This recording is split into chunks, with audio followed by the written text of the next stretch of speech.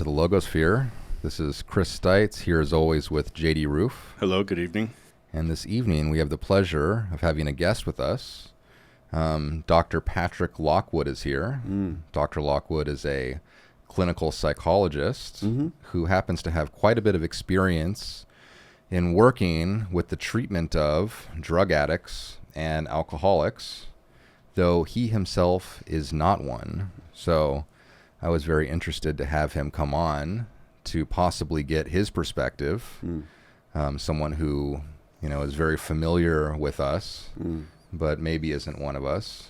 Maybe. But before we get into it, why don't you describe or introduce yourself a little bit, how you came to maybe work in the field you do. I know you're also a professor, so maybe talk about that as well. Sure. So thanks for letting me come chat. I think this should be fun. I don't know where to start necessarily. I guess the shorter story is I've been interested in working in the field of substance use disorder treatment for a long time, to the point that when I was finishing my bachelor's degree at the University of Missouri, I finished early and decided to use that gap year to work in treatment as like a 20-year-old who couldn't even legally drink at that time, and just kind of see if this is really what I wanted to do, right? Because I had an inkling that I did. So I did. I worked at a state-funded rehab in Missouri called Daybreak, which no longer exists anymore, but that's a different story. And it was kind of fun. I remember vividly, actually, the very first experience I had running a group as like what we would call a tech out here. And I was also a nurse, like a level 1 nurse, dispensing medications at the age of 20 with a bachelor's degree, knowing nothing about anything, literally. And so I ran groups. And most of the folks who came to this rehab were almost universally people who were trying to just not go to jail. Mostly bikers. So we had a lot of Hell's Angels in middle Missouri, where I'm from. And a lot of these guys got picked up with a bunch of meth and a meth problem, alcohol problem. And they would say, I'll go to rehab, I swear, And then they would go, and they would go for maybe 30 days. It was a standard residential. And they would just be beat up from top to bottom, coming off of meth, angry, irritable, out of their minds. And one time there was this dude who, I think he was about like 6'2", 6'3". And I remember we were just doing like a standard kind of run-of-the-mill, very boring, like, let's read something from the big book kind of group. And this dude was not willing to take his turn reading. And so being the 20-year-old who knows a bunch of things, talking to the 6'3" biker, I was like super skinny at the time too, like skinnier than I am now. You know what I mean? And like this dude, I was trying to corral him and get him to participate like everybody. Everybody else was actually doing pretty good. This guy, for whatever reason, he didn't like his meds. I don't know. But he just was like, guys, I'm not going to take... And so, okay, but you have to participate, And at some point, he just got up and he stuck his finger in my face and he started yelling at me for like 5 continuous minutes. It's the most fun I've had in a long time. And this dude was threatening to kill me, threatening to kill my firstborn, just all this fun stuff. Just like, I don't know what was happening. And then eventually the clinical director comes in and he says, hey, you got to go outside or you're going to jail. And I was like, okay, I definitely want to do this. This sounds like a lot of fun. And so it was kind of those experiences I had when I was working in my first rehab where I was like, you know what? I know what I want to do. Now, when you first said, it was a lot of fun when you was doing that, some people might think you were being sarcastic. No. But you weren't. No. What about that is fun to you? Or what about that inspired you to continue working in the field? So these would be experiences that most people would consider to be very unpleasant. Or traumatic. I think for me... Traumatic. Buzzword. Yeah, exactly. Because, believe me, I work with staff who would be uncomfortable if they got yelled at. So I would say that... Now, did your blood pressure go up? Did you have some sort of reaction to it? I did for the first... Fight or flight? Like 30 seconds. Did your sympathetic nervous system turn on? For like 30 seconds. And then I realized he couldn't do shit because he's not going to jail. He's not super bright, but he's not stupid, So he's not going to jail over some 20-year-old he knows nothing about. He could have assaulted me, he could have killed me, who knows? But, I was pretty confident. So after the first 30 seconds of, the shock of, I can't believe someone's yelling at me and why is he so loud? It was fine. It was kind of fun. I was waiting to see what was going to happen next. It was super fun. So I think the reason I chose to continue after that was because I just hate being bored, and I've worked with other types of mental health issues, and they're just not as challenging. Right? Now you have a aren't you close to sober alcoholics too though? Like I remember talking to you before. Yeah. You have like close family members. Yeah. That are in recovery. Yeah. So that probably helps point towards that direction as well, right? Yeah. My father's in long-term recovery, and I think growing up in that environment has really shaped what I consider to be openness and honesty. And also, I grew up in a fairly, let's say, rigid recovery home. And so principles were not just things you talked about, you know? So the fact that there was a culture or an environment that's supposed to have that culture, right? That kind of was like how I grew up, was very important to me, in addition to the actual challenge of it, because again, working with other mental health issues is just really boring, right? Like, it is no offense to people who are struggling with major depression or OCD or something like that, because those are very terrible diseases to have. However, intellectually speaking, interpersonally speaking, just so uninteresting to deal with. There's no chaos. There's no unpredictability, you know? And Now it's just not relatable. Working in that, or living or growing up in that environment, in a recovery home, if you will, were there negative attributes? I mean, I'd say across the board there were. It's related to that? Yeah, definitely. I think that most young people do not have the experience of having parents, or at least one parent, make recovery a large chunk of their life, right? I would say that, and maybe this is a bit of an exaggeration or a misperception because I was a kid. However, you know, when I was a kid, my father spent a great deal of time at AA and dealing with AA experiences. So I literally, I heard the man take a bunch of calls from his sponsees when we were in the car, as a for instance, right? And all these things are good in the sense that I learned a lot, and yet at the same time, if a substantial chunk of my life with this guy was recovery oriented, that meant that a substantial chunk of it couldn't have been other things. You know what I mean? So like you and the family and other priorities, his focus was elsewhere because recovery was so important to him. Correct. I would say that recovery was extremely important to him, both because it saved his life and because it provided him a sense of stability and consistency, which he didn't really have socially outside of that. I grew up in a very tiny town too in southern central Missouri, so we didn't have a lot of folks to socialize with. We lived in a tiny neighborhood with a farm right next door. So like, it wasn't exactly a densely populated urban area where there were constantly people to interact with. So, and you know, they preferred that. I prefer that as well. So it wasn't necessarily a bad thing. It's just, you don't get your social needs met in a town like where I grew up specifically. Everybody knows everybody and whatever, all the bad, dirty laundry. Yeah. But regardless of that, I didn't have particularly social parents. And I don't think I come from particularly extroverted stock. So I would say that this guy found a group, his home group, and those are his people. And he went to a bunch of meetings as a kid, and now he has like, I think 2 or 3 that he goes to regularly. And so because of that, I grew up with a very clear sense that this was extremely important, such that I went to like Christmas lunch with him and his home group and stuff like that. And again, no regrets. Some of the stuff I did, absolutely hilarious and fun, amazing war stories that maybe you shouldn't be telling, but you know, still amazing. So again, formative, useful, valuable, and interesting, and definitely felt correct in the sense that I'm a fairly rigid guy. Principles work really well for me. People who rigidly adhere to principles work even better for me. So, you know, it all kind of worked, you know.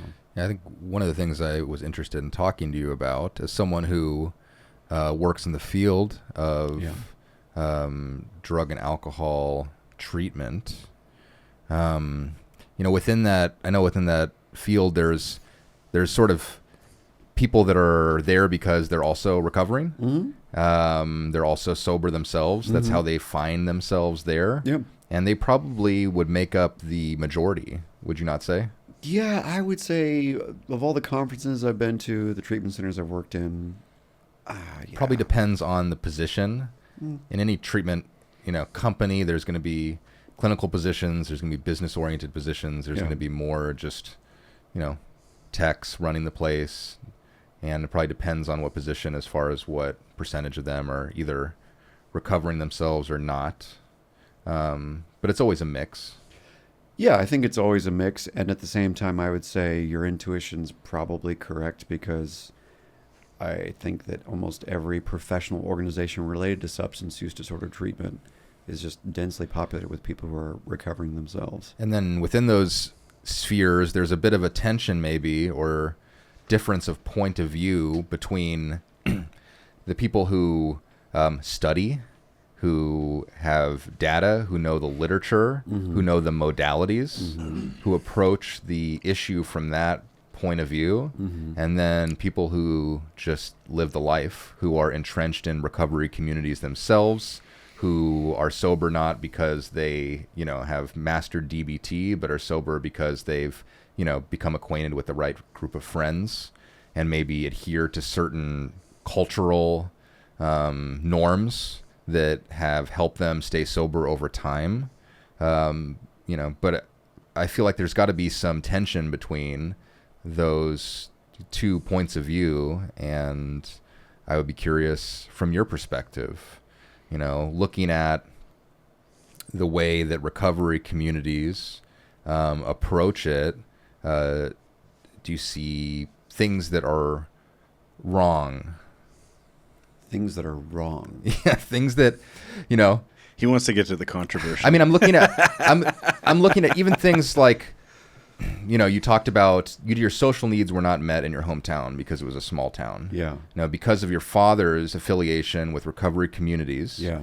Those social needs were more met. I feel like, that having those social needs met can be the blessing and the curse of it all. Sure. That there's a lot of, politics, there's a lot of toxicity, there's a lot of strange affiliations that take place when people get together in communities like that. And is that always healthy, or can it sometimes be unhealthy?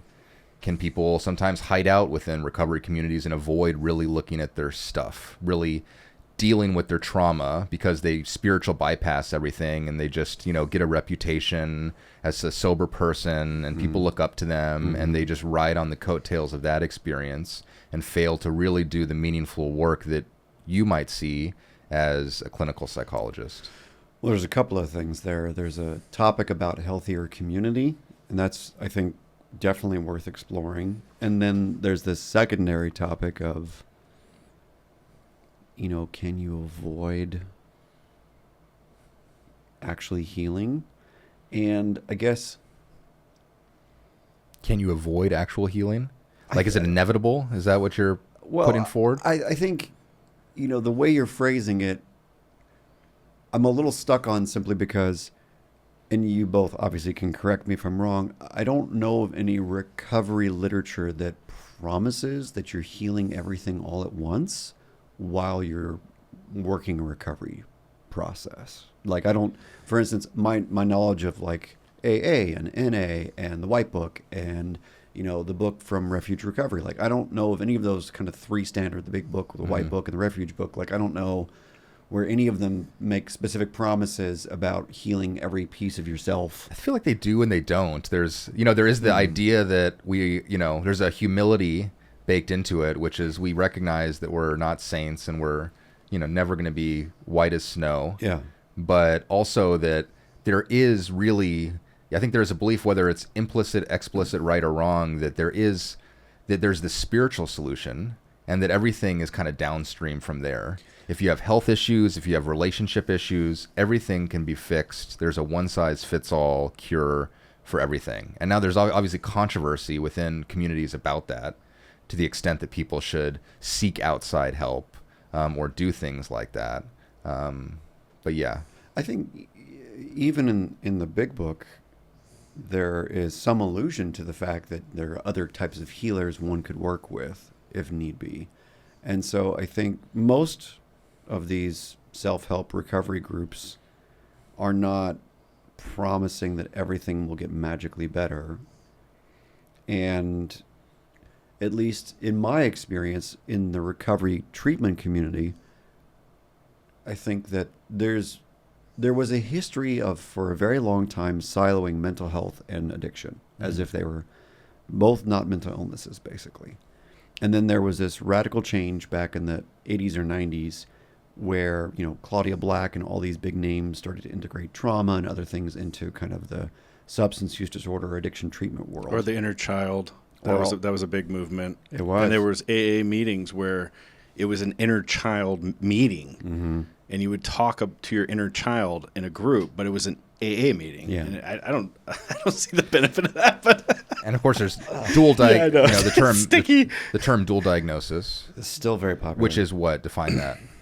So from a technical perspective, usually what that means is dual diagnosis is whether a person has a substance use disorder, which is for some reason medically different than a co-occurring mental health. Now there's a question right there. Yeah. I think that within dual diagnosis, it's, one could say that it means that you just have two diagnoses, Yeah. but it's not meant that way, right? It's meant to have It's almost always meant to be substance use and mental Yeah. health. You'll also hear the phrase co-occurring, which usually means either medical and drug and or mental health.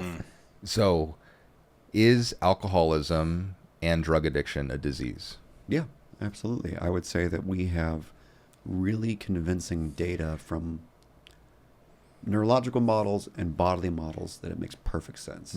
Could you say that even the term dual diagnosis, which is so popular, is suggestive of the fact that we're still wrestling with that even within the most professional medical communities? Yeah, I think why? the professional world is wrestling with it because I think there are dozens of misconceptions. For instance, one of the things that I do that I consider extremely important, because most of what I do is not, but one of the things that I do that's really important is when I teach at California Lutheran University, and I teach mostly master's and doctoral students, and one of the classes I get to teach is their substance use disorder class, because in the state of California, every graduate professional has to have a class, 3 credit hours specifically for substance use disorders, because they're just... Is that humanities degrees or is that... No, it's master's and doctorate. Okay. Clinical psych degrees. And, okay. and like, you have to have this class in order to graduate and in order to get licensed, because it's just substance use disorders are everywhere. And so one of the things that I do in this class is I spend an entire lecture talking about the difference between the DSM, the Diagnostic Bible's 3 types of substance use disorders, and addiction. Because if you look at kind of qualitatively the difference, a person with a mild or a moderate, diagnostically speaking, substance use disorder may or may not have any notable pathological brain and bodily changes. Once you get to that diagnostic category of severe substance use disorder, which all that really means is you have kind of 6 or more symptoms over the last year, which is not a particularly high bar for anyone. And so even in that last most severe case, technically speaking, you're not necessarily a drug addict or an alcoholic per se, because a lot of people don't have some of the bodily and brain changes with 6 or more criteria being met. You can meet those 6 criteria without serious tolerance and serious withdrawal, for instance. And so, because that's only 2 of the 11 criteria. And so what I try to teach the kids, so to speak, is that there's 4 types of substance use disorders: mild, moderate, severe in the Diagnostic Statistical Manual, and addiction. And the addiction is differentiated again by... So addiction, the way I teach it at least, is addiction is essentially 3 things. It is tolerance and withdrawal, which is the first thing. It is physiological dependence, such that not only is your brain neuroadapted, etc., but also your vital organs are. So for instance, just to pick on the easy one, alcohol, right? So alcohol will obviously destroy your kidneys and your liver and your stomach and any part of your digestive system. One of the things that alcohol does as you build physiological tolerance to it is it teaches your liver to produce more of a certain enzyme, right? Your liver has 2 enzymes that it uses to break down alcohol. And of the 2, one of them starts to be produced at greater and greater frequency and intensity the more you drink. And so a lot of people who have a problem with alcohol never have that upregulation of that enzyme. And so that's a part of a disease, just like diabetes is a disease. So like the allergy model from Silkworth? Or Yeah. was that from Silkworth in the Big Book? Yeah. yeah. What do you think about that? So The phenomenon of craving the allergy. I think the phenomenon of craving Could that be an early explanation of what you're driving at? Yeah, they were. I think the ideas were good, and we just didn't have the science to support them conceptually, though like holistically the idea is good. And so I think between like the liver changes that happen and in some cases the kidney changes and then the brain changes as just 3 easy examples, it's a physiological problem. And so the third component of addiction is this psychological dependence, right? So one of the most fascinating things I've ever seen in my academic career is just looking through the literature on drug abuse in the brain. And so there's different parts of your brain that are responsible for dozens of things, right? So the hacky thing to do is to say, well, this part of your brain's responsible for that, which is such bullshit because almost everything in your brain does thousands of things. Exaggerated, but they all do Or maybe bunch not. or in some cases do nothing. Some of us, No. I mean, maybe an understatement. Yeah. Thousands. I mean, yeah, definitely could be an understatement. But like one of my favorite parts of the brain is behind your right eye. This right orbital frontal cortex has about 3 pretty well-known functions. So it does a lot of social connecting. So a lot of empathy is mediated through your orbital frontal cortex. And then the other thing that it's probably the most famous for when it comes to substance use disorders is so-called reward valuation. So a lot of how you determine the value of a thing that you're experiencing, whether it's a person or a literal thing, is mediated by the intensity of the dopamine response in your right orbital frontal cortex. And what's even more fascinating is that when you're experiencing early infant attachment, like 0 to 2 age-wise, your right orbital frontal cortex should be lighting up like a Christmas tree. And so part of your attachment pathways in the brain involve that part of your brain. And so there's other authors who talk about this. There's a guy named Keith Flores over from, I think, Atlanta, Georgia, who wrote a book called Addiction as an Attachment Disorder.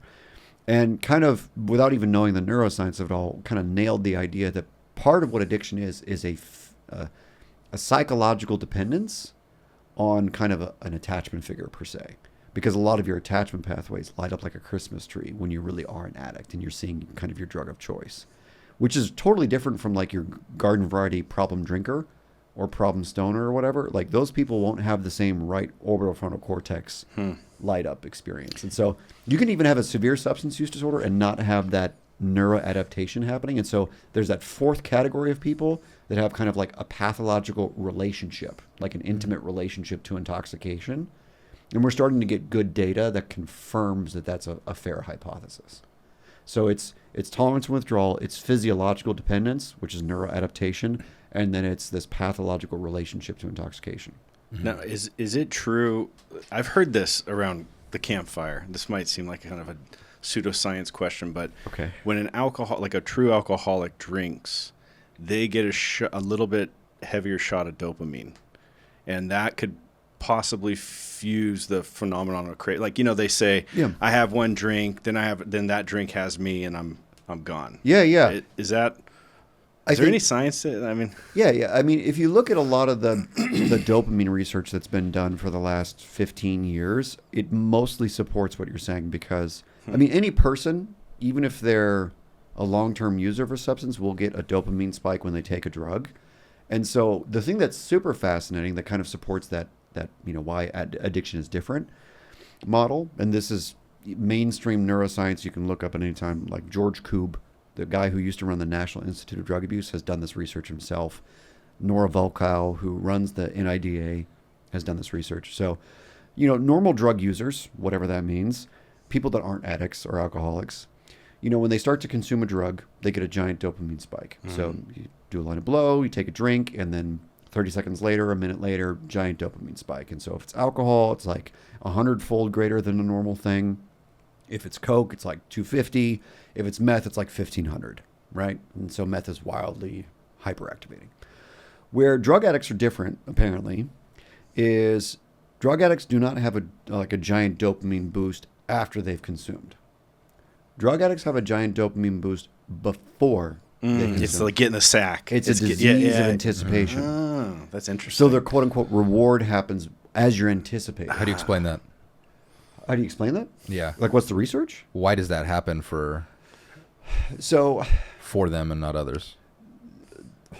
There's like dozens of things to say. The shorter version is essentially that neuroadaptation. They're producing it, right? They'd be producing it endogenously. Yes. At that point, if they're not actually having they're not consuming a substance. Right. So the neuroadaptation model of addiction. Is some of that like Pavlov, like it's a conditioning, like you're drooling because you're, hearing the bell ring or whatever. It's a mixture of a couple of things like that. So there's the neuroadaptation piece, right? So when you chronically use drugs, your brain will adapt so you don't die, right? So your brain's kind of a miraculous organ because it's the only organ that saves itself. Every other organ's pretty dumb.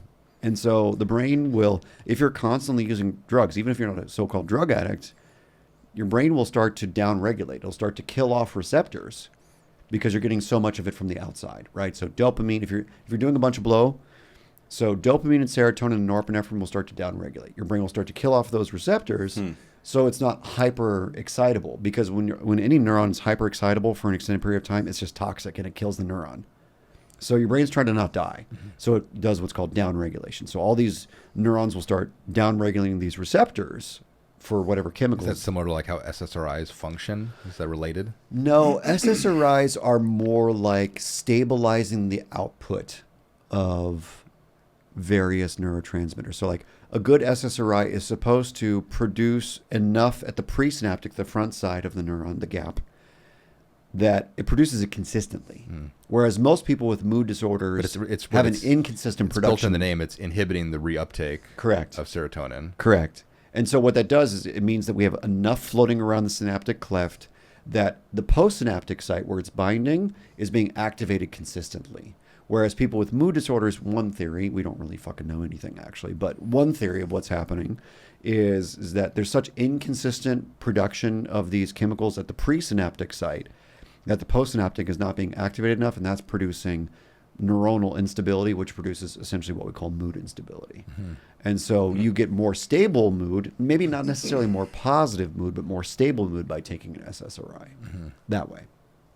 So on that, what's your thoughts on, this is just kind of a funny one, but cold plunging? Because I built one in because there is a dopamine spike. Everything is cold plunging right now. Yeah, right now for me. I've been doing it every day, 3 minutes a day, 38-degree water right here down. I love built that. one, right? And what I've noticed is that the dopamine, like that spike you get after when you start warming up, it's sustainable. What's the science behind cold plunging? You actually would. Well, now you have a invested interest in cold plunging. I have a vested interest in cold plunging because I'm part owner. So you've obviously looked into this. Yeah. I'm part owner of a business called Oasis Wellness here in Westlake, and so that's why. But it's not snake oil? It's not quite sure it's snake oil. Well, that's why I did it. I bought a tank and I got a recirculating chiller and I did the whole thing. In a way, I'm one of those type of, that's my personality. I want to prove if it's right or prove if it's wrong. Yeah, you'll see. Yeah, you'll see. And just in the last month of doing it every day, no matter what, I do it every day upon awakening.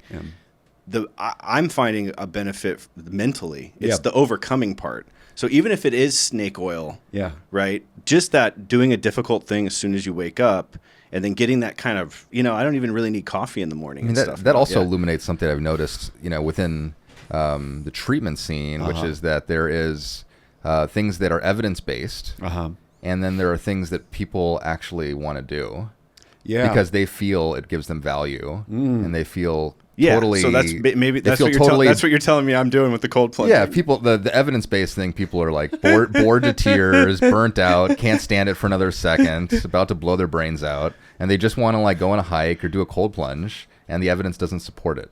Well, who's right, the evidence or the anecdote? I guess when we get to the point where we have as much evidence to support using a cold plunge as we do for any kind of psych med or any kind of standard behavioral treatment like CBT or something, then I guess I can have a better rebuttal for you. But since it's so new, I mean, there's people like Rhonda Patrick, you probably have seen. No, she's one of Joe Rogan's regular guests. She's a researcher. She's a health psychologist. And so, the kind of norepinephrine spike you get when you're doing a cold plunge, it's my understanding, it lasts for a long time. And because it's more natural in the sense that your body is essentially being bombarded, right? Basically all of your skin cells are being bombarded except for, around your neck and above. And so this rush of norepinephrine is essentially you're tricking your body into being into like a sympathetic state. It's a hack. It's a hack. Yeah. And this sympathetic state is actually not bad for you because it's not coupled with a bunch of cortisol. So that's a different story. So I think the short-term science we have shows that there's no serious negative consequences from, moderate cold plunging. Like every day. Yeah, I mean, I do it every day. And there we go. I don't need coffee in the But morning. you love it, right? Yeah. It's amazing. Yeah, it's a mood enhancer because, norepinephrine will make you happy, basically. Right. Now, what's the difference between, drugs, whether it's, alcohol, methamphetamine, are also hacks, correct? Yeah, 100%. Yeah, that makes sense. What differentiates a hack from something that's not a hack? I'm thinking there's got to be an evolutionary explanation for this, which is that we've evolved to have these reward feelings, and they probably are historically, evolutionarily tied to things that promote our survival and our success, right? Like reproducing, eating, feeling safe. Yeah, calorie intake. Yeah. And that's why eating a starchy carb, that's probably bad for you. Your body's going, yes. Yeah, we found ways. We won. Exactly. We're going to safe survive today. Because this is, going to get us through the next couple days when the next couple days are not promised for most of human history. Yeah. And we found ways to sort of hack that system, whether it's through Haagen-Dazs or methamphetamine or a cold plunge. Right? But it's different. It's different I'm going to. The one thing about a cold plunge is it never is easy, though. You get conditioned to it, but even this morning when I was doing it, it's like day 40 for me in a row. Right before you get any of the same. And I have to convince myself to do it. It still hurts. Oh yeah, right. Every morning. So it is a hack, but it's not a hack. You know what I mean? In that weird way, it's just a time hack. I think. Yeah. It's a temporal hack. What's the difference is very important because I think there's no good answer, right, from a scientific perspective. Right. I wish I could pull up a study. Because mating itself could be a hack, right? Like having sex? Having sex. And then do we start to tread into the morals to some extent, right? The difference between, getting into a binded, healthy relationship and having a sex addiction or being in a toxic relationship. Yeah. I think, the guy you should really be talking to is this researcher named Carl Hart over from, not Hopkins, he's an East Coast guy. But anyways, maybe NYU, I don't remember. But he's this really interesting character of a researcher. He's a neuroscientist who researches substance use disorders and other kinds of behavior like that. And he himself uses a bunch of drugs. He uses heroin, he uses Molly, he uses Coke, and he uses them all medicinally. And what he's done, which I think is pretty amazing, is he's basically hacked his tolerance cycle because everything kind of works in a cycle. So most substances, if you stop for 3 or 4 days, your tolerance starts to come back, right? The two of you may have experienced this at some point in your life. I don't know. Yeah. Cannot confirm nor deny. Yeah. Anyways, so what he does is he does the most interesting kind of biohacking with illegal drugs. And so this guy regularly uses these illicit substances and is able to never have physiological dependence on them or psychological dependence because he has got this really regimented, I'm going to cold plunge every morning. He's going to do it no more than 2 days in a row. And after 2 days, you have to be done because... Well, it's like JD's type 1 diabetic. He has a device on him that's monitoring his blood sugar, and then it's giving him insulin based on this feedback that it's receiving, right? If we could do that with heroin and crack and methamphetamine, think about he's doing William S. Burroughs, the famous beat poet. He would live to a long old age, and he had a lot of strange beliefs around heroin and was able to do it pretty successly for a long time. I mean, that's one of the most interesting mythologies that's been created in the last, I'd say, 70 years about opiates is it's like you're always a junkie and you're never going to have a reasonable, normal life. But for the vast majority of kind of right before the industrialization of the West and onward, a lot of people used opiates with minimal problem. Not that there weren't people with serious addictions. Of course, yeah. Like the number one treatment for people with an opioid problem back in the day was diacetylmorphine, which is heroin. Yeah, Bayer used to produce it. And it's still used in Canada and at least one country in Europe to help people with an opioid use disorder. You just help people taper off naturally. You know, it's funny. It parallels with the psychedelic thing too, because the first drug we read this book, The Immortality Key. Remember, and it's a great book, right? Yeah. It's pretty dense too. This researcher's lawyer's kind of a nerd. He's never taken ayahuasca or anything. He goes on this.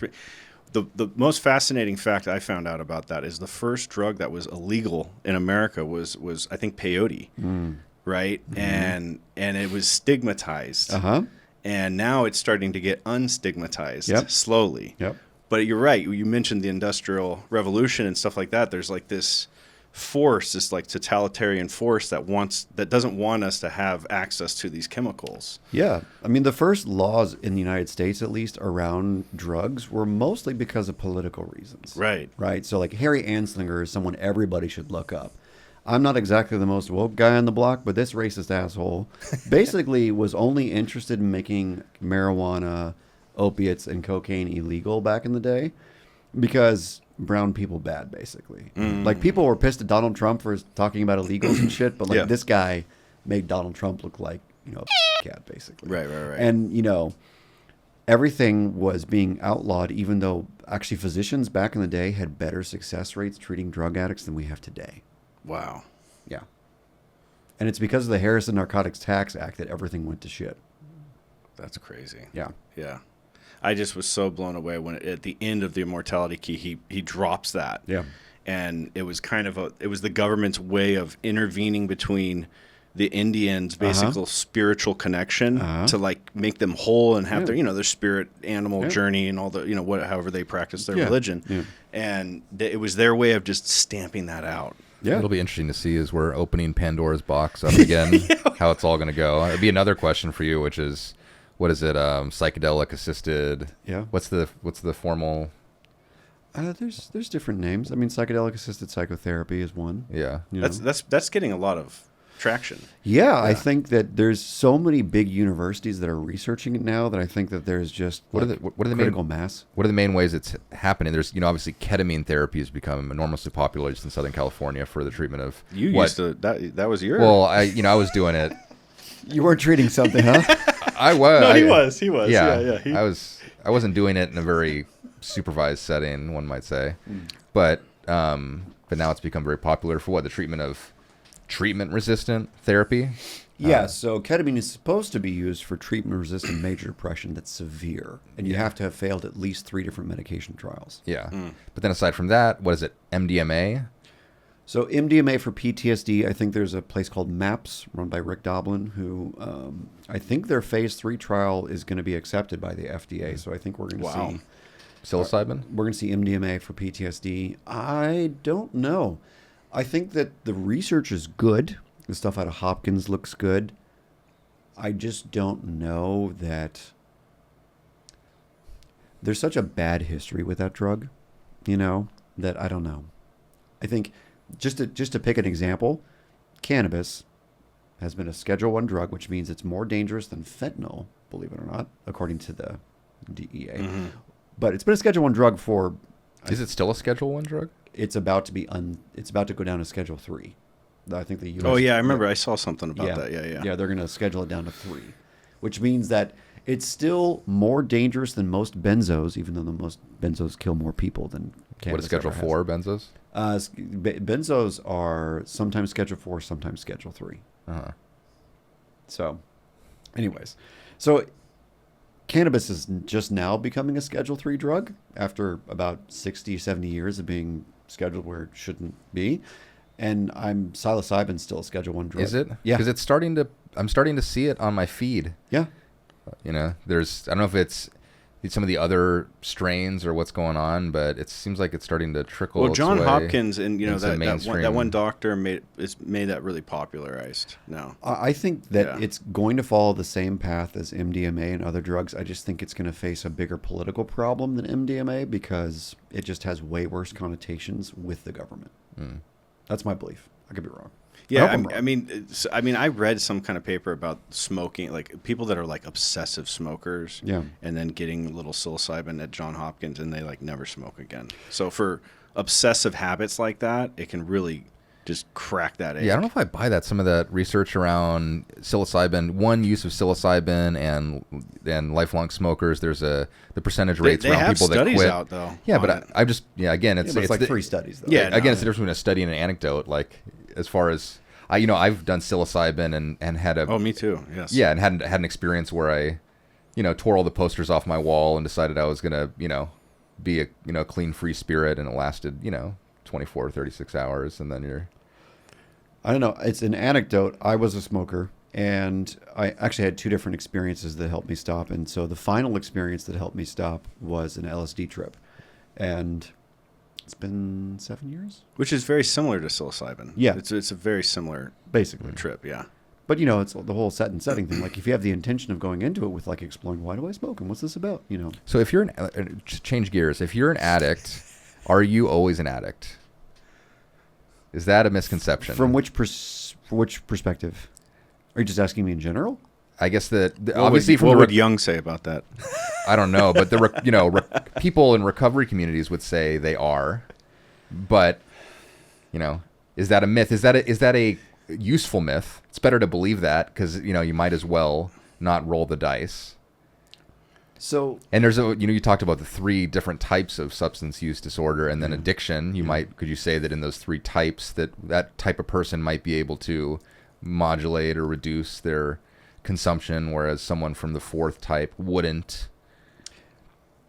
I tend to side with the 12-steppy kind of conception, which is if you really are an addict, going back to drugs in any kind of way, shape, or form is bad for you. And the people that can go back to moderated drug use were probably just, in my model, just a severe substance use disorder person. And the reason I make that argument is because if you look at the standard brain models of addiction, you can definitely regrow receptors. The neuroadaptation thing, you can get that back. So a lot of your brain can go back to whatever pre-drug use was like for you. It's not black and white, but it's like an approximation of what you were like beforehand. The thing that I don't believe goes back to normal is the memory problem. So one of the biggest neurological problems with an addiction is not really the craving and tolerance and withdrawal. It's actually the memories. So like if I'm going to pick a random arbitrary example, not about anybody I know here, but if you've been using drugs problematically for 15 years, right? And so you really are an addict, so on and so forth. So your brain has adapted to 15 years of using drugs problematically, compulsively, excessively, to the point that you have a relationship to intoxication. So what is that relationship built on? Well, it's built on expectations, right? So neurologically speaking, what are expectations? Expectations are mostly all memory templates, right? So the word we use nowadays in research is neural nets, right? So you have, 15 years of using drugs. How many memories have you made? How many experiences have you had being intoxicated? Yeah. Thousands, Oftentimes millions? several a day, right? So maybe millions of experiences in 15 years, which means to me that you have probably billions, if not trillions of memories, and associations would be a technical word, you've created with regard to your relationship to intoxication. So that's the thing I don't think is changing. I think Because are those almost like grooves that if you Correct. start again, is that why there's this idea that even if someone has been sober for, a long period of time, if they were to start drinking again, they're going to pick up right where they left off? Yeah. I mean, I would say it's the memory piece or the association piece that's the problem. I remember reading somewhere like around if you take a class, like if you take a Spanish class or you learn something, and it doesn't mean you're going to know it forever, but you have an easier time relearning it. And oftentimes that's kind of what education is from like a school point of view, is just, making it so that you can learn it again sooner when you need to, not necessarily have it and being able to recall it at any time. Yeah, definitely. I think that's mostly how memory works for learning. And so the thing about addiction from a cognitive neuroscience perspective is it's an overlearned habit with very intense expectation models. Yeah, of the pleasure, the reward, whatever it is. Yeah, whatever you're going to feel, theoretically speaking. And so that's the thing that makes addiction a disease to me, that is not something that just magically is treatable, because I don't think you're going to unplug those millions of memories, right? If there was a way to unlearn all of those things, so to speak, that would be great. But I think that no matter how much shaping of an environment or geographical you kind of do, I don't know what you're going to accomplish there.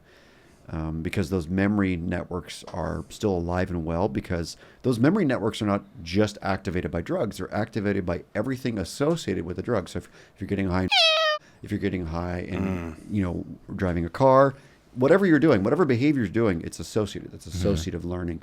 So if you're going to keep driving a car, if you're going to keep having sex, if you're going to keep talking to people, if you're going to keep hanging out with friends, like whatever you keep doing, there's an association of drugs coded on those memories. If someone is being treated for substance use disorder by a therapist or a psychiatrist, how common is it, do you think, that professional recommends that they go to a 12-step program?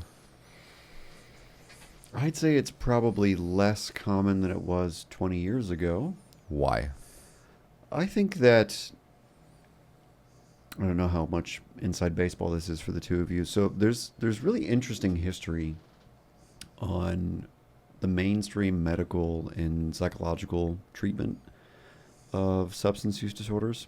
And probably one of the bigger inflection points was the early 80s, late 70s. And so essentially what happened was, with, deinstitutionalization, thanks to, JFK and Reagan and all that, a lot of people with chronic issues were let out and just, lived out in the streets.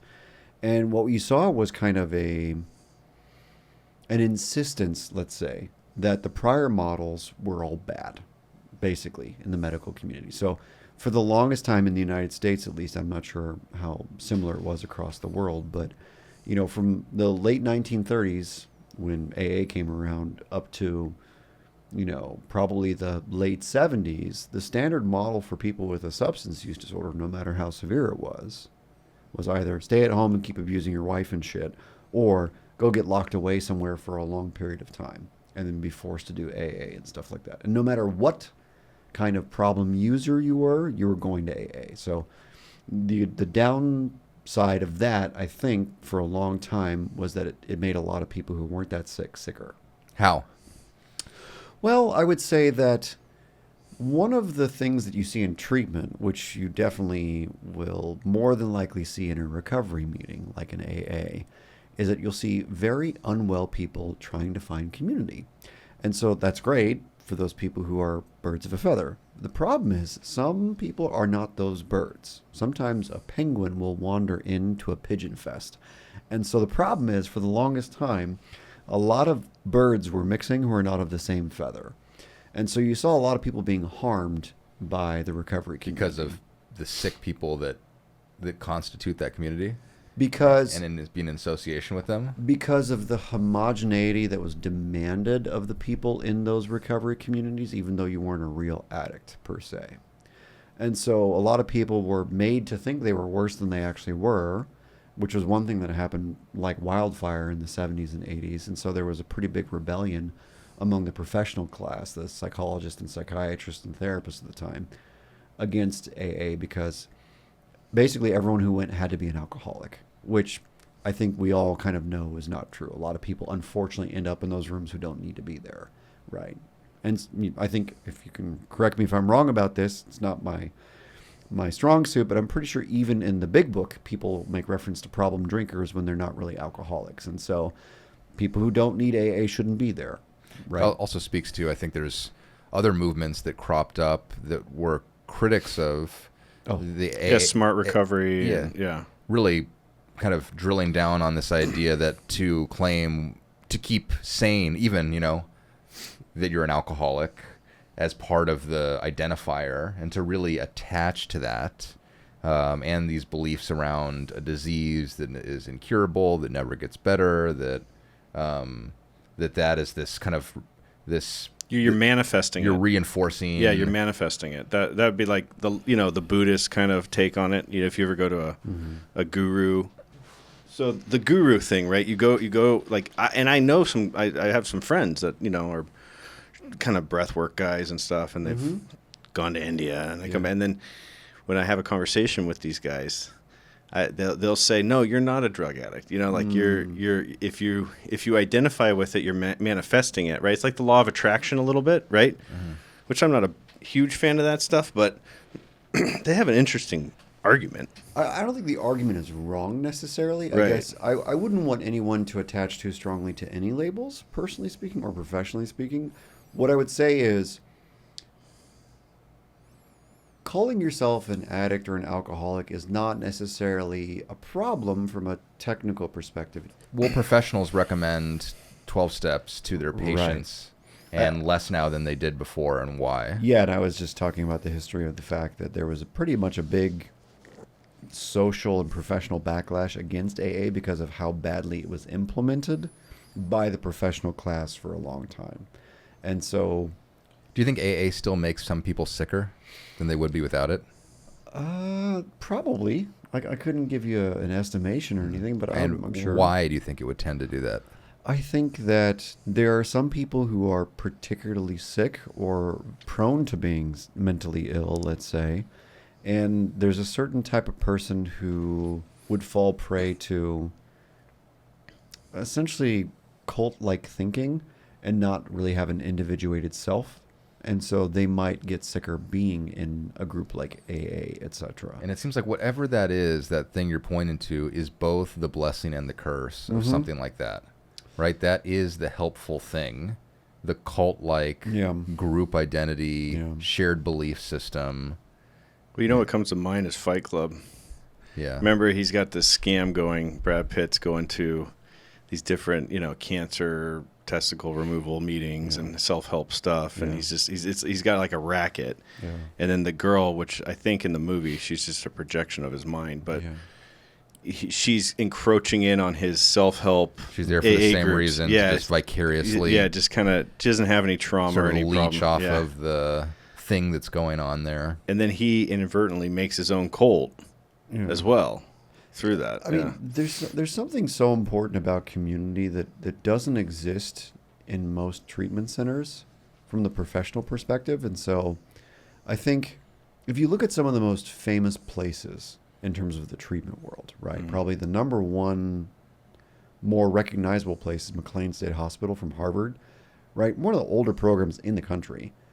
And maybe this is a misperception on my part because I haven't worked there for years or something, but it is my understanding that their emphasis on community is very minimal. Their emphasis is on like getting great evidence-based treatment from like the best people. It costs you an arm and a leg, which is all fine. They might think that's a feature and not a bug, and that the insistence on community is what makes it a program incestuous, and what adds to all kinds of strange things that take place. Bad boundaries. Yeah, I think that you're going to find that in any community. I mean, you can spit and hit a church with all sorts of scandals in it. You know what I mean? Like there's a pretty giant church here in the Westlake Village area, which has a bunch of very unwell, very sick people in it. And there's all sorts of scandals, no differently than any recovery community. Are cults studied in psychology? Mm-hmm. Social psychology, yeah. Yeah. Do you know much about that? No. Yeah, well, that was actually our original idea with the podcast was how to properly run a cult. Yeah, how to properly run a cult. That was one of our first ideas. The idea that That's behind not terribly complicated. to properly run a cult. Yeah. Yeah. No. You could do it. I think we all could. But I think it's just looking at the things about cults that are, certain things like sacrifices you make to a cult, right, is what adds to its power, is the fact that you've given something over to it. Yeah, there's a social signal. But the cults that you watch on Netflix specials, that's what makes them so kind of scandalous, is this idea that, I took gave them a sex tape, or, or sacrificed the relationships with my families, or gave, whatever it is, there's this investment. Or gave up my kids. Or got a tattoo, or or whatever it is, this this investment to it, which is perceived as so sick, and is why people like binge watch, limited series that's created on them. Yeah. But to be done properly, without any skin in the game, something doesn't have the same efficacy. And there might be, there's the baby and there's the bathwater within something like that. Yeah, I think that if you're going to have a definition so broad as to say that any organized group of people with principles and skin in the game is a cult, then everything is a cult. That came to my mind too. Yeah, university is a cult, and the military is a cult. Yeah. And so I don't buy that necessarily, and I've never bought that about the recovery world either, because it's the only cult you can leave voluntarily, especially if you're not a real addict. You shouldn't be there, according to the cult members themselves. You know what I mean? So it's like an anti-cult, essentially, in a weird way. That's a weird. I never looked at it like let's that. Let's get you so well that you don't really need us the same amount, but that you should come back here forever. That you should come back here for fellowship as needed. Yeah, or to help other people. That's right. That's like the final principle is carry the message, right? Yeah. Whereas a cult, you have to be there at all times and 100% committed in every way, shape, and form. If you're not really a good cult member. I mean, that sounds... You want it to be a cult. Huh? Do I? You do. I think you do. I think you're... Yeah. I don't think... I mean, I guess what I would say is there are absolutely 12-step meetings which are very culty. Yes. And they should be gone. I just think that... I think the cultiness is the feature of it. And to be devoid of it, it becomes sterile. It becomes, just becomes. Are you separating cult and community? Because I think those are different. I am. I mean, I think I'm trying to find the line, and I don't think it's as simple. I don't think it's simple. I think that there are tighter parameters around the concept of cult than there are around the concept of community, in my opinion. Okay. And I just think that a lot of these recovery groups don't fit those tighter parameters. Are alcoholics and addicts abnormal in other ways besides their drinking and their drugging? Are there characteristics? Are there attributes? Are there ways of thinking, patterns of behavior that are different aside from their relationship with drugs and alcohol? Such that if you remove that, they still have different tendencies, maybe to be oversensitive or to get into bad relationships or to be more prone to preoccupation, which results in sort of like a ambient level of anxiety, which is maybe the underlying cause of what ultimately leads to the drug use and the drinking in the first place. I don't know. I would say that's a really difficult question to answer from a technical perspective, mostly because I would say that you're probably looking at a very heterogeneous group of people. It's probably not a very simple to slice and dice group. So for instance, you mentioned obsessing, right? So is it a possibility that people who end up with an addiction have some predisposition to be more obsessive in their temperament? Maybe, but I can also point to probably dozens and dozens of patients I've worked with where they weren't particularly obsessive as a kid at all. They were kind of the opposite. They were kind of the up who didn't care about anything, And that's the opposite of being obsessive. And so I don't know. I mean, from the point of view of behavioral genetics, we have some interesting data that we kind of understand a little bit about, but none of it says, well, if you're built like this, you're more likely to be. What about in your experience? If you take a chronic drug addict and alcoholic and you get them physically sober, what are you normally left with? And is there's probably no one size fits all, but 30 days in, 60 days in, 6 months in, are they, is it? Well, you're kind of talking about the Tebow papers, right? What are the characteristics? Well, yeah, Harry Tebow, I don't know if you know him, he's a psychiatrist early on days of AA, and he talks about these... Grandiosity. Inability to handle frustration. What are the four? There's four. Belief in your own omnipotence, something like that. And there's one more. Impatience, maybe.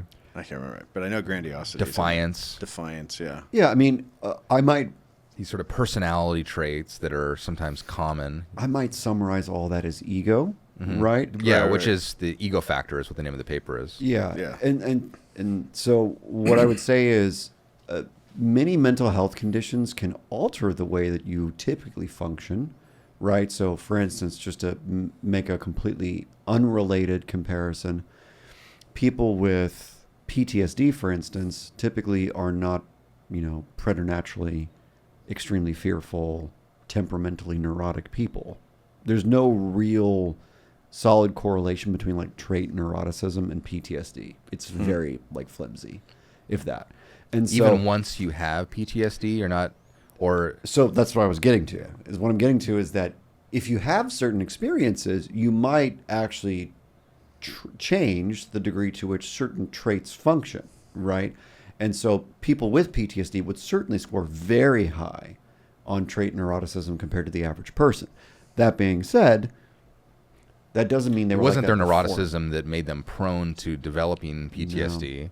I mean, there's that other question there too, which is how come some people can go through stressful, otherwise traumatic experiences and become resilient as a result, and other people are crippled by it? Yeah, I mean, that's quite a complicated situation. I mean, it's everything from like what kind of psychosocial support do you have after the trauma, before the trauma? What kind of resilience and resources do you have before the trauma? Such like, are you more intelligent or less intelligent? Do you, score higher on measures of, neuroticism or agreeableness, all these things, right? So there's dozens of things to think about. And the same thing applies to the addiction question. It's like, what made you different beforehand versus after the fact? And I would say that to a person, most people that we would call drug addicts or alcoholics or whatever become way more egotistical. And there's a reason for that. And so if you want to kind of take if you want to take my idea seriously about a pathological relationship to intoxication, if you have ever met anyone in the honeymoon phase of their life with the person they're in love with, they are oddly egotistical. This love is going to make it through anything. We are destined for... It's that hot love thing. Mm-hmm. Yeah. And so imagine that the love of your life, aka addiction, is now no longer yours, but you weren't ready to give it up, right? Like we've all probably had this experience of falling in love and falling out of love, right? When you're falling in love with someone, that person can do no wrong, even if they're terrible to you, right? It's kind of like a DV or domestic violence relationship. And so the problem for most drug addicts is that they're still wildly, madly in love at the point at which they surrender and they give up their addiction. And so there's an egotism that's necessary to maintain that distorted perception about the relationship, is the way I look at it.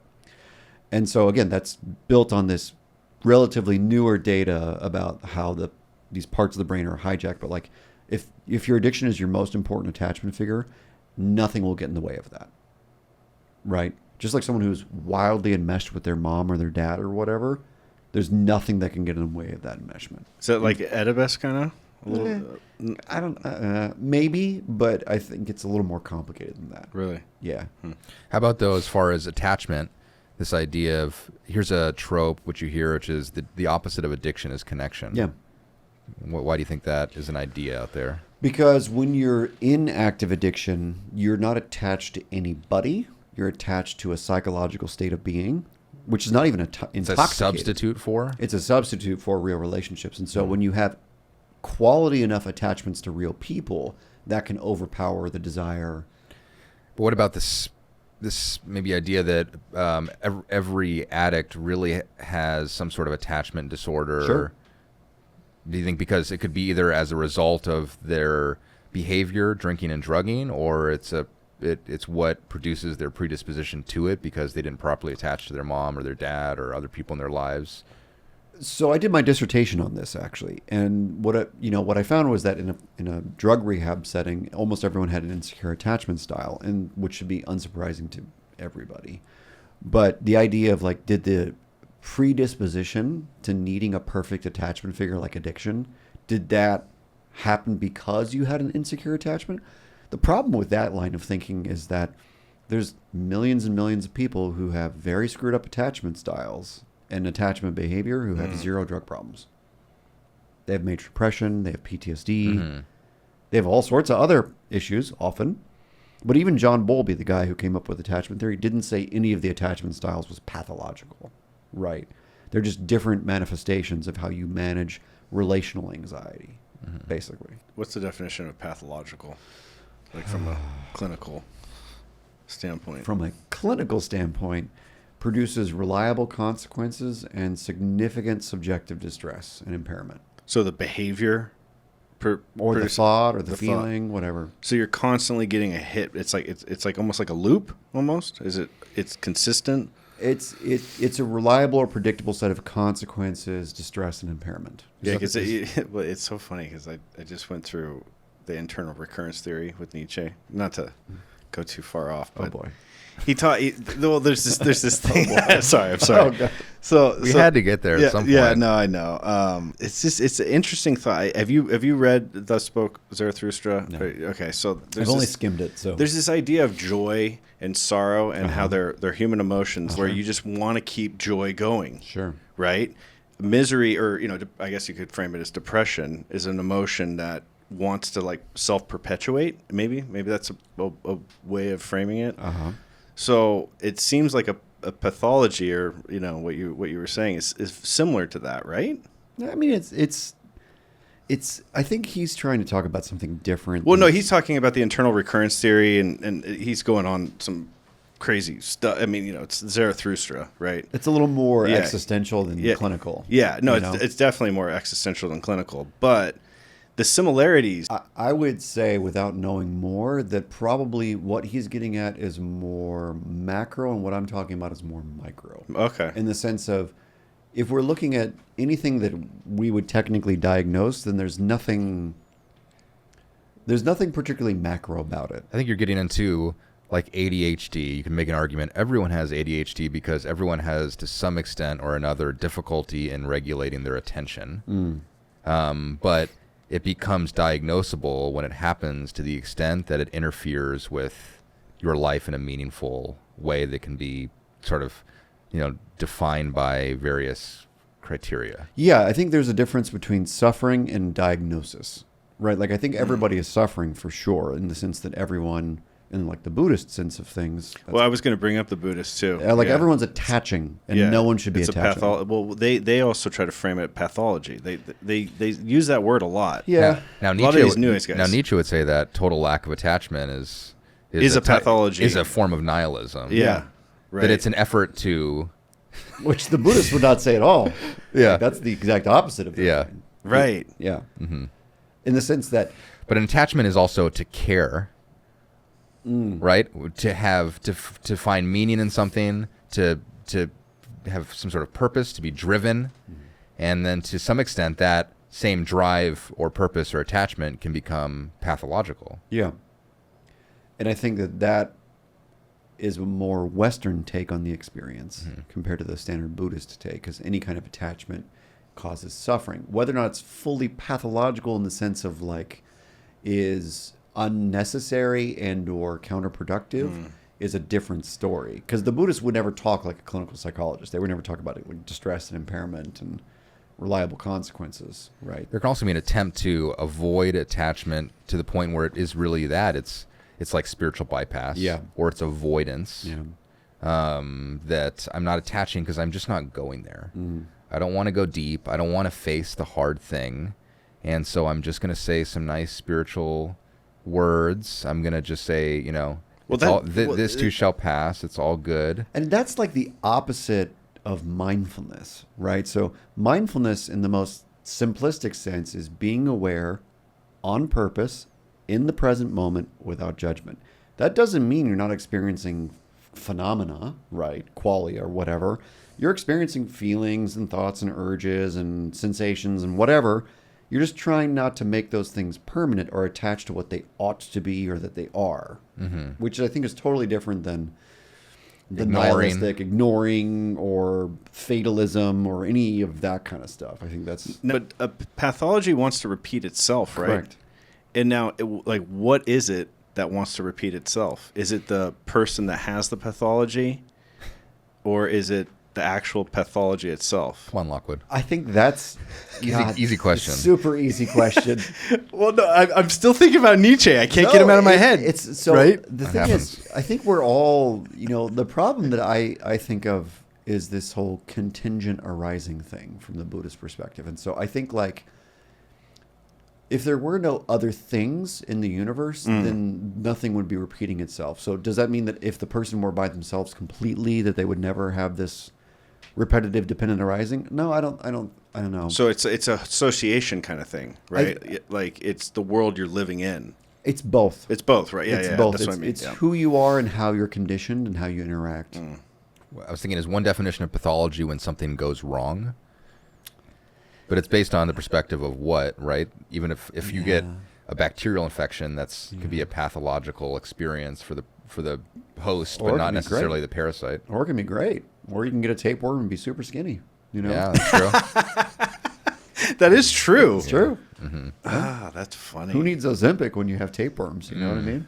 Well, I think That'll be Nietzsche the would name of say the that episode. some pathologies are necessary.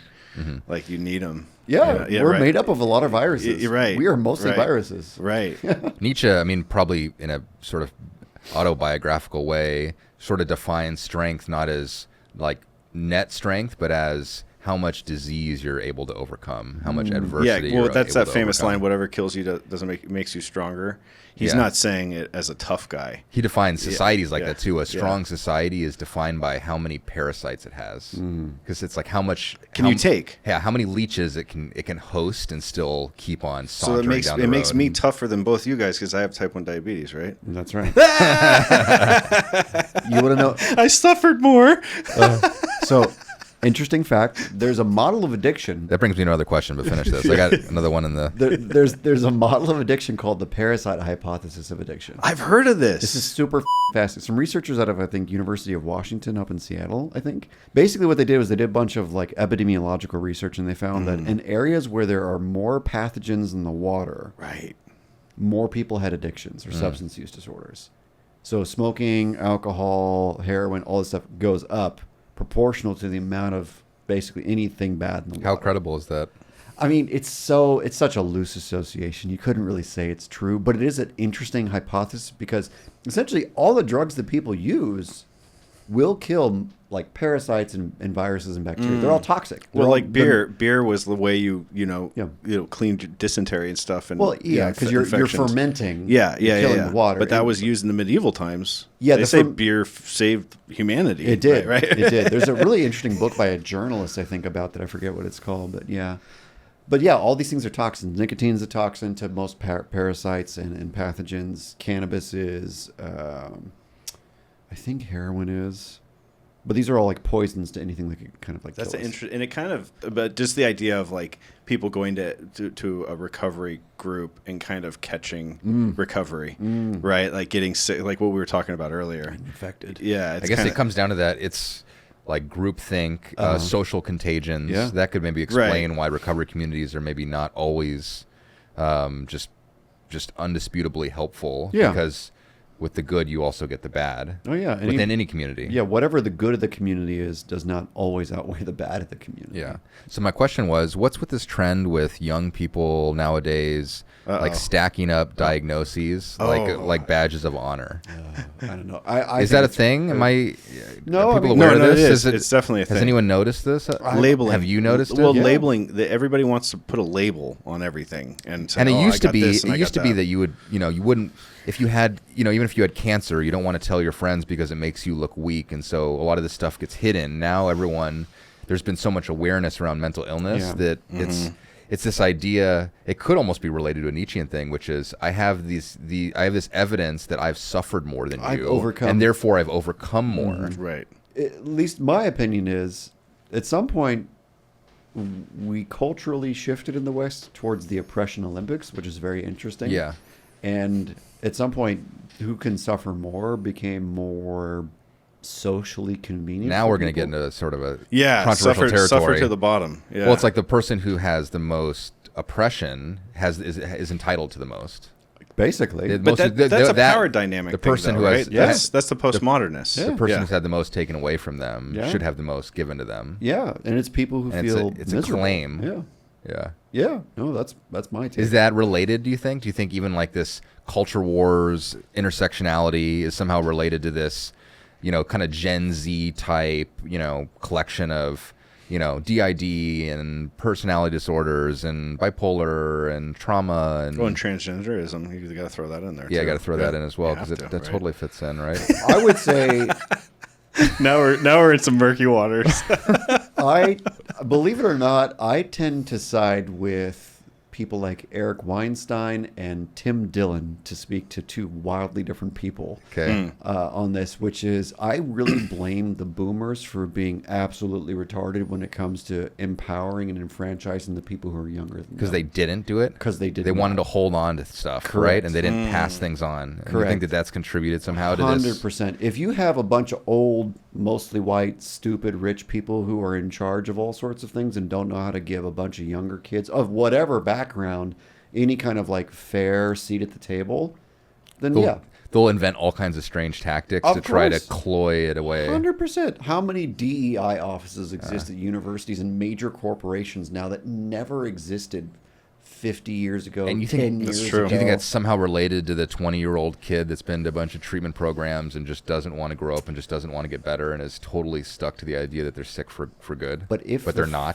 Boomers and Gen Xers allowed people to grow up, you give them responsibility. That's how you grow up. Is you part get of the responsibility. Part of the way they have prevented them from growing up is by taking care of them too much. It's insane to me. Right? Insane. Absolutely insane to me. All these kids who have 15 diagnoses and are famous on TikTok need to get a job.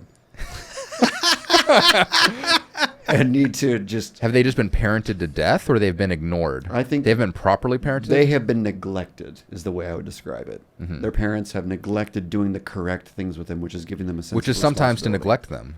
Yeah, let them go outside and play. Yeah. Go join the Cub Scouts. Go do something productive and give back to people. Mm-hmm. Well, and the thing I'm seeing, because, I have a 7-year-old, right? It's kind of a boomer thing that you're saying. You're sounding pretty But boomer. They're not doing it, though. Yeah, but the screens, too. There's something to that, too, yeah, what do you think about that? Yeah, like that's it's more of the isolationism and not being out and doing things. It's isolating. Go do things. Do you think it's making people, like, anxious and increasing suicide rates? I don't believe John Haidt. I think John's a smart guy, but I don't think he's correct. I think he's cherry-picking data, which a lot of actual researchers have called him out on so far, and so far his rebuttals haven't been great. Mm-hmm. We'll see. All right, well, this brings us maybe to the final, most important question. Okay. Which is, I'm curious whether or not you think pornography is an addiction or can be an addiction. Unequivocally, no. Why? So there's... Do you think most people would agree with you, like pop culture-wise? What is the general belief around pornography? I think there are a great many opinions. I think depending upon different belief systems, there's different responses. Like if I just asked, Joe down at the corner store. Probably would think so. So the problem that I face with it is it doesn't really meet all three of those criteria that I was talking about earlier for a real addiction. Mm-hmm. And so when it does, like when we have data that shows that it does, that's great. Another one of my favorite rebuttals to the idea that it's a real addiction is if you look at people that go to recovery groups like AA, etc., there's no amount of them just doing some trauma work that makes their addiction disappear, right? Mm-hmm. And the fascinating thing is if you go to these famous sex addiction treatment centers, like Pat Carnes is probably one of the biggest names in sex addiction research and treatment, he has really good success rates. He has actually very, very good, better than rehab's success rates. And the only thing that he does basically, I'm oversimplifying, but basically what he does is he helps people with their attachment issues and their trauma. And when they finally are free from their attachment stuff and their and whatever shame they have around sexuality, all of a sudden they're no longer acting out anymore, which is a miracle because you can go to AA. Isn't that still trauma and attachment issues is so much of what addiction is? Yeah, but the problem is with real drug addiction, for some reason, just getting over your trauma doesn't make you not a drug addict anymore. But a Buddhist would say that. What do you mean? Well, they would say, and I've been told this, right? We're kind of dipping back into what we were talking about before, where you're not like a defect, right? Like you just once you reach the present moment and you go through the eightfold path of enlightenment and all that, you're good. And if you decide to drink a beer, you'll drink a beer. If not, I mean, I want to find someone who's done that. I have yet to see someone reach enlightenment. I don't think the Dalai Lama has found someone who's reached enlightenment. No, but I'm not saying what perfectly, but I'm saying that there's this sentiment that, you're not a defect.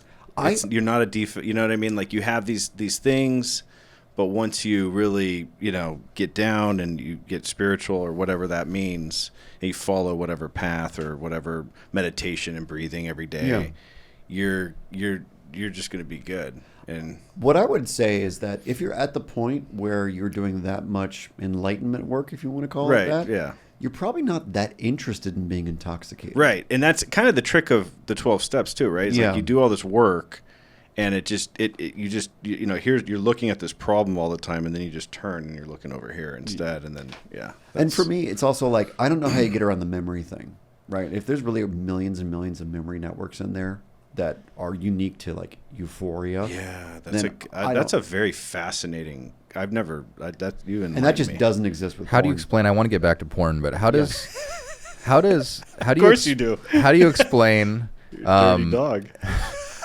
How do you explain? It's almost that time, you know. It's almost Yeah. that time. Winky, winky. How do you explain a spiritual experience being the solution for or the cure for addiction, substance use disorder, etc.? I don't think it's a cure at all. I think there's a difference between managing something and curing something. Like, you can cure an infection because what you can do is you can give somebody an antibiotic that will kill enough of the infection that your immune system can take over and kill the rest of it, right? So that pathogen doesn't exist in you anymore. But almost all mental health issues are not cured. Like, nothing is cured. Almost everything is just managed. Right. So the symptoms, you just learn how to live with them, And manage identify them, develop new relationships Basically, what you're with them. saying is drug addiction and alcoholism is like herpes, but of the mind. It's the HIV of the mind. Yes. Yeah. Addiction is the HIV. You can of take the some mind. pills And- and have a regimen. And the but- spiritual experience is like the prep of the mind. A spiritual experience. I don't know if that's prep. I think that's more like Molly. Harvoni. Oh, that's funny. Yeah. It's the herpes. Well, we've had this conversation about the ayahuasca because it's a big thing in recovery communities. Yeah. Go on this ayahuasca retreat, go have this spiritual psychedelic experience, and you come back and like your addiction is gone, right? But with the memory thing is interesting because I didn't have that argument when we went back and forth on it, but that's fascinating because I'm the type, I can just speak for myself. I would go on a retreat. I've almost done this, but I haven't sober, right? But I would go on a retreat, have the experience, go see the mother goddess, whatever, right, with a shaman, come back, and then in 6 months or 3 weeks, I'd be like, maybe I need to go back there, check it out. And maybe it's the memory thing. Yeah. It's the association with that whole experience that I can't get past. Yeah. You just gave me some arsenal Good. with that theory. It's fascinating. Excellent. So porn? Yeah, So- back to porn. Let's swing right in there.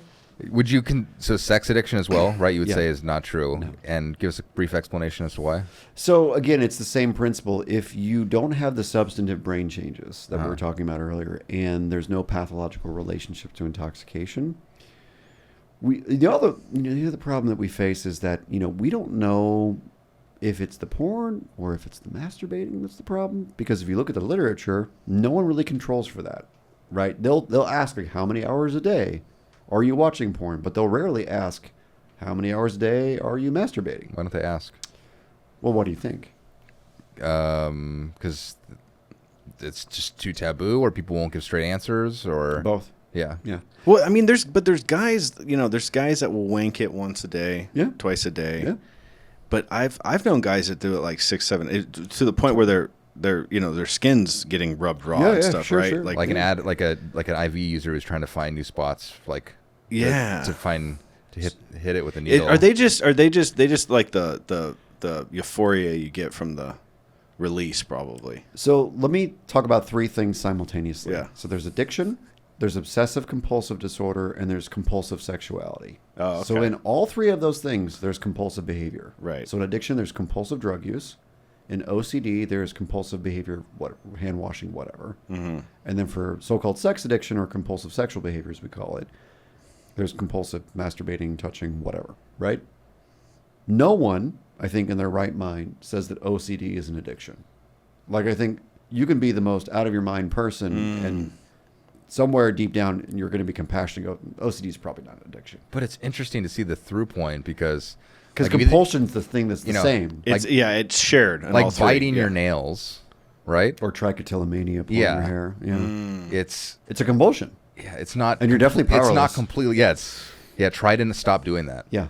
Yeah, for good. Yeah. I mean, that's one of the definitions, 12-step is just the idea that, you can quit, but you can't quit for good, or you can't control how much you do it. Yeah. Once you start pulling your hair, you can't control how much hair you pull. And if you try to stop pulling your hair, you can stop for 2 minutes, 5 minutes, 2 hours, but, eventually you're going to have to stop holding the springs down and you're going to go back to pulling your hair. And that is absolutely what is so fascinating about the point I'm making, is because literally speaking, with that compulsion, with addiction compulsion, 100%. Good luck trying to keep the spring down.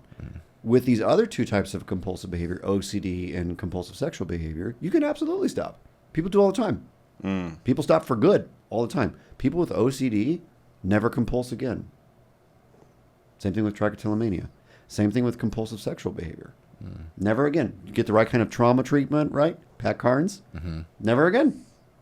That's fascinating. Yeah, and so you can still engage in the behavior of sex and with your partner or whatever, and it's all fine. Yeah. Speaking of sex and drugs, why is methamphetamine so prevalent in the gay community? Well, this is a really off where'd that come from? This is so. I used to run I don't know if you know. I used to run a drug rehab in LA called La Fuente, which is an LGBT. I think you mentioned that to me prior. So La Fuente is a great place, and probably 99% of the people that came there, gay guys, middle class, upper middle class. They had some money to do crazy shit. A lot of sex, a lot of drugs. And I would say that the reason meth is most popular is because most LGBT folks feel very disempowered. And so if I could pick one drug out of a hat that's going to make you feel the most powerful, it's probably going to be meth. And whatever it does for sex makes sex 100 times better in many ways. Yeah, but don't straight people want that too? I would say if straight people had the same subjective sense of being disempowered in addition to the shame around sexuality that they're going to overdo sex with, yes. It is interesting, though, that certain substances are more normal in different groups of people. Yeah. Well, you mentioned something earlier, though, about the how methamphetamine has a bigger spike in dopamine. 1,500. So that's the king. Yeah. Is that the king? Of all the substances. Yeah, So fentanyl. No, fentanyl is not 1,500. Sorry, boys it's like and girls. 600 or 700. Yeah. Wow. So yeah, methamphetamine is the king. But what fentanyl does to your opiate system compared to dopamine is way worse. Oh, okay. Because your opiate system is involved in not just like pain, but your opiate system is involved in feeling safe and feeling cared about. So every time you feel care from somebody, that's your opiate system, not your oxytocin system. Interesting. Yeah. It's not so much that it makes you feel powerful, it makes you feel safe and cared for. Yeah. But that actually is a thing. So like homosexual men are more they're more like stout to do. It's a stereotype. Is it a I'm sure stereotype? It's a stereotype It's with a bunch of truth to it. A bunch of truth to it. Oh yeah. Because the thing is when you meet a real tweaker, and I've done a lot of tweak, and it was a lot of fun when I was a kid, but I never did it like for years and years. But when you meet somebody that's done it for years and years, their brain is scrambled. That's right. Way more than the average bear. And it's the same thing with a true alcoholic, like a daily drinker alcoholic. What do you think about this idea that at the bottom of all addictions is the same thing, basically? And it's, an alcoholic and a drug addict is not really essentially different based on what substance they're attracted to. Yeah, I would say that I like the ISM model. ISM standing for internal spiritual maladjustment. Like, I think that's 100% true in the sense that if you've lost your way to the point that you have no greater sense of purpose and connection in the world anymore, and that happens for people who, whatever the drug, then you have the same core problem. Is that a good place to end it? I think so. Gentlemen? Yeah. All right. Well, everybody, have a good night. Hey, we made it. Mine only went off. 18 times. All right. Thank you very much. Sure.